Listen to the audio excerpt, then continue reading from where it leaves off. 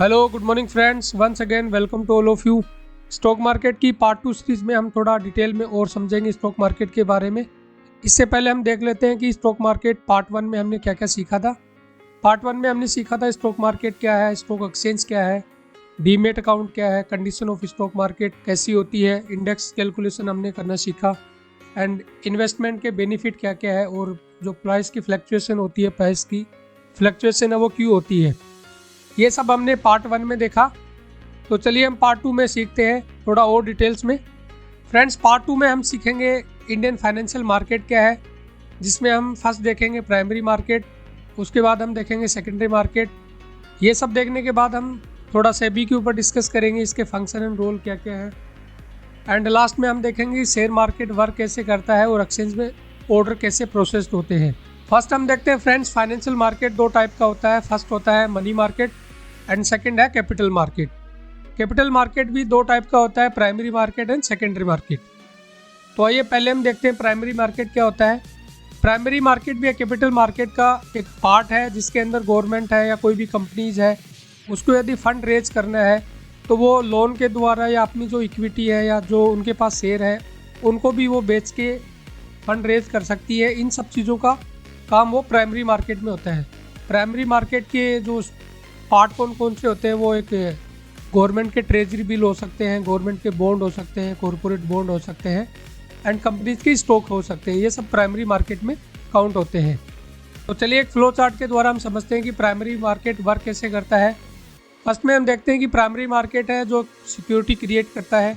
मतलब कोई भी कंपनी है वो सबसे पहले अपने शेयर्स क्रिएट करती है, अपनी इक्विटी के रूप में शेयर बनाती है, फिर वो फर्स्ट टाइम सेल करती है इन्वेस्टर्स को, और फिर इन्वेस्टर के थ्रू फंड रेज करती है। ये सारा फंक्शन प्राइमरी मार्केट में होता है। तो हम प्राइमरी मार्केट में देखते हैं कि क्या क्या हम यहाँ पे समझेंगे। प्राइमरी मार्केट में हम देखेंगे कि प्राइमरी मार्केट के फंक्शंस क्या क्या है, प्राइमरी मार्केट में कौन कौन से इश्यूज होते हैं, एंड प्राइमरी मार्केट में फंड रेज कैसे करते हैं, कंपनियाँ फंड रेज क्यों करती हैं। लास्ट में हम देखेंगे IPO के बारे में। फर्स्ट हम देखते हैं function of primary market. First है ओरिजिनेशन। ओरिजिनेशन के अंदर क्या होता है, कंपनी अपनी जो प्रोमोटर्स हैं या शेयर होल्डर्स हैं उनसे डिस्कस करके आइडेंटिफाई करती है कि हमें कौन कौन से या कितने शेयर्स पब्लिक में बेचने हैं फंड रेज करने के लिए।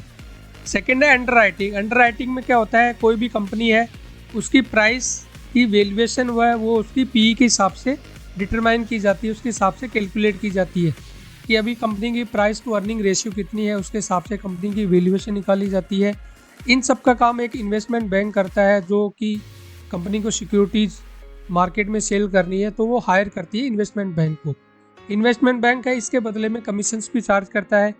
यदि कंपनी के शेयर मार्केट में इश्यू के लिए आए हैं, पब्लिक इश्यू के लिए आए हैं, यदि वो पूरे सोल्ड नहीं हुए, सारे नहीं बिके, तो कंपनी इन सब शेयर्स को इन्वेस्टमेंट बैंक को सोल्ड करती है, फिर उनको बेचती है। एंड लास्ट है डिस्ट्रीब्यूशन। इसके अंदर जो भी शेयर्स हैं, कंपनी की सिक्योरिटीज़ है, वो ऑफर फॉर सेल रखी गई है, उनका डिस्ट्रीब्यूशन होता है।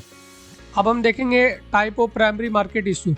फर्स्ट है पब्लिक इशू, जिसके अंदर कंपनी को अपने शेयर्स या सिक्योरिटीज़ बेच के फंड रेज करनी है। वो दो तरह से कर सकती है। फर्स्ट है IPO, initial public offer, and second है FPO, further public offer. And इसके बाद है राइट इश्यू। राइट इश्यू में क्या होता है, कंपनी अपने खुद के प्रोमोटर्स हैं या शेयर होल्डर्स हैं, उनको मैसेज कन्वे करके उनको भी अपने स्टेक बेच करके फंड रेज कर सकती है। थर्ड है बोनस इश्यू। कंपनी अपने शेयर्स की जो भी संख्या है उनको बोनस देके शेयर होल्डर्स को उसके ये बोनस इश्यू के अंदर करती है। And last private placement.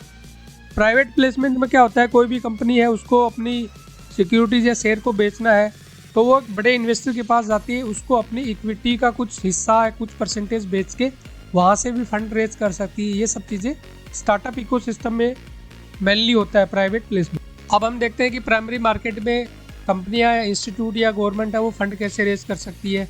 जैसा कि हमने देखा, पब्लिक इश्यू के थ्रू भी वो फंड रेज कर सकती है, राइट इश्यू में कर सकती है, प्राइवेट प्लेसमेंट करके वो फंड इश्यू कर सकती है, या कंपनी कोई भी बैंक से लोन लेके भी फंड रेज कर सकती है, या कोई बड़ा इन्वेस्टर है उसके थ्रू अपनी इक्विटी से बेच के उससे भी फंड रेज कर सकती है। ये हमने देखे कि फंड रेज करने के तरीके हैं प्राइमरी मार्केट में। अब हम समझते हैं कि कंपनी है वो पब्लिक के लिए इश्यू क्यों लेके आती है, वो IPO एंड FPO क्यों लेके आती है। तो इसके मेनली चार चीज़ें हैं। फर्स्ट है बिजनेस एक्सपेंशन के लिए, सेकंड है रीपेइंग डेट्स के लिए, उसको डेट रीपे करना है, थर्ड है बिजनेस डेवलपमेंट के लिए, एंड लास्ट है इम्प्रूविंग इंफ्रास्ट्रक्चर के लिए। तो फ्रेंड्स अब हम देखेंगे कि आईपीओ के कंसेप्ट क्या क्या है एंड इंडिया में इसकी प्रोसेसिंग किन किन स्टेप्स के थ्रू होती है। सबसे फर्स्ट काम जो फर्स्ट स्टेप है उसमें है कोई भी इन्वेस्टमेंट बैंक है उसको हायर करती है। सेकंड है filling the application with SEBI, SEBI में एप्लीकेशन फाइल करती है। थर्ड है drafting of red herring documents, अपना रेड हेयरिंग प्रोस्पेक्ट है उसको रेडी करती है। उसके बाद में आईपीओ की प्राइस डिसाइड होती है, उसके बाद में आईपीओ की लॉन्चिंग डेट डिसाइड होती है, लास्ट में आईपीओ का अलॉटमेंट होता है शेयर होल्डर्स को, एंड सबसे लास्ट में होती है आईपीओ की लिस्टिंग एक्सचेंज के अंदर। तो फ्रेंड्स हमने देखा कि किन 7 स्टेप्स के थ्रू एक आईपीओ प्रोसेस होता है। तो चलिए यहाँ पे एक एग्जांपल के थ्रू हम आईपीओ के बारे में समझते हैं। जैसे यहाँ पे हम देख रहे हैं कि ये कंपनी है शाह पॉलीमर्स, जिसने अपना आईपीओ लॉन्च किया है, जिसमें इसकी बिडिंग डेट है 30 दिसंबर से 4 जनवरी। ये एक बिडिंग डेट है जिसके अंदर हम बिड लगा सकते हैं। मिनिमम इन्वेस्टमेंट इसका ये है 14,000 के लगभग। इसकी लोड साइज़ जैसे हम देख पा रहे हैं 230 के लगभग इसकी लोड साइज़ है। अब यहाँ पे जैसे हम देख रहे हैं कि प्राइस रेंज, इस प्राइस के रेंज के अंदर हम बिड लगा सकते हैं। ये इसकी प्राइस रेंज इन्होंने डिसाइड की है। अब हम देखते हैं कि कंपनी ने कितनी करोड़ का इश्यू इन्होंने डिसाइड किया है। ये कंपनी अपने 66.30 करोड़ का स्टेक बेच रहे हैं इसमें। एंड ये है आईपीओ डॉक्यूमेंट्स, जैसा हमने पहले देखा RSP, red herring prospect document. इसके अंदर डिटेल्स, पूरी इस आईपीओ की डिटेल्स होती है। अब हम देखते हैं कि जो आरएसपी है उसके बारे में हम डिटेल में कैसे पढ़ सकते हैं कंपनी के बारे में, और हमें डिटेल्स में जानना है तो हम सेबी की जो वेबसाइट है उसमें जाके हम पब्लिक इश्यू के अंदर जाके यदि हम चेक करेंगे कंपनी का नाम, तो वहाँ पे हमें ये पूरा आरएसपी मिल जाएगा, रेड हेयरिंग जो डॉक्यूमेंट्स है वो पूरा मिल जाएगा। अब फ्रेंड्स हम देखते हैं कि इस आरएसपी की ज़रूरत क्यों पड़ती है, क्यों इसकी हमें पढ़ने की, इसको रीड आउट करने की ज़रूरत है। क्योंकि इसमें कंपनी की जो आईपीओ लाने का, इश्यू करने का वो पर्पज़ क्या है उसके बारे में पता चल जाता है हमें, और जितने भी एग्रीमेंट है उसका डिस्क्लोज़र भी हमें इसमें पता चलता है। इसमें हम देखते हैं कि कितना कंपनी है उसने प्रमोशन के ऊपर कितना एक्सपेंस किया है, कंपनी की अंडरराइटिंग के तहत उसने कितना कमीशन उस इन्वेस्टमेंट बैंक को दिया है। कंपनी की हम यहाँ पे बैलेंस शीट चेक कर सकते हैं। यहाँ पे हम 3 साल की जो 3 ईयर्स की अर्निंग स्टेटमेंट है, जो कंपनी की अर्निंग स्टेटमेंट है, उसको भी हम यहाँ पे चेक कर सकते हैं। इस आरएसपी के अंदर हम जितने भी शेयर होल्डर्स हैं उनका नाम और एड्रेस भी हम यहाँ पता कर सकते हैं। एंड हम इसकी लीगलिटी के बारे में भी इस आरएसपी के अंदर हम देख सकते हैं। तो एक इम्पोर्टेंट डॉक्यूमेंट है फ्रेंड, जिसके अंदर हम एक आईपीओ के बारे में अच्छे से जान सकते हैं। अब हम देखते हैं सेकेंडरी मार्केट। सेकेंडरी मार्केट क्या होता है फ्रेंड, जो प्राइमरी मार्केट में जो शेयर एंड सिक्योरिटी जो इश्यू की हुई है उसको हम यहाँ पे सेकेंडरी मार्केट में बेच सकते हैं, खरीद सकते हैं, वो सेकेंडरी मार्केट के अंदर होता है। अब हम देखते हैं सेकेंडरी मार्केट की इम्पोर्टेंस। इन्वेस्टमेंट को इंक्रीज करने के लिए, एक कंट्री की इकोनॉमिक कंडीशन कैसी है उसको मेज़र करने के लिए, यदि शेयर की प्राइस में राइज हो रहा है या फॉल हो रहा है तो उससे हम पता लगा सकते हैं कि इकोनॉमी रिसेशन में है या बूम में है। एंड फोर्थ है कोई भी सिक्योरिटी है या शेयर की प्राइस है उसकी जो जेन्युइन वैल्यू है उसको मेंटेन करने के लिए। एंड फिफ्थ है यहाँ पे हम जो भी शेयर्स हैं उनको बेच सकते हैं, खरीद सकते हैं, उसका भी एक प्लेटफॉर्म प्रोवाइड करवाता है सेकेंडरी मार्केट। एंड लास्ट है कि हमारे लिए एक लिक्विडिटी भी प्रोवाइड करवाता है। लिक्विड मतलब कभी भी हम बेच सकते हैं, खरीद सकते हैं। अब हम यहाँ पे देखते हैं कि इसके अंदर कौन कौन पार्टिसिपेट करता है, कौन कौन भाग लेता है। फर्स्ट हम देख रहे हैं कि गवर्नमेंट है, सेंट्रल बैंक्स है, बैंक्स के अंदर है कुछ बड़े कॉरपोरेशन हाउस है, इंस्टीट्यूशनल जो ट्रेडर हैं वो है, रिटेल ट्रेडर है, एंड जो मार्केट मेकर हैं, ब्रोकर है, ये सब इसके अंदर पार्टिसिपेट करते हैं फाइनेंशियल मार्केट के अंदर। अब हम समझेंगे सेबी के बारे में, security and exchange board of India के बारे में। इसके 3 फंक्शन है। फर्स्ट है प्रोटेक्शन का, सेकंड है रेगुलेशन का, एंड थर्ड है डेवलपमेंट का।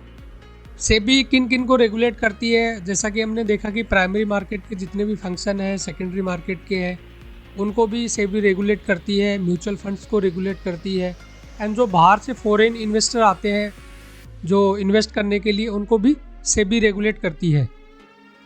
अब हम देखते हैं रोल ऑफ सेबी।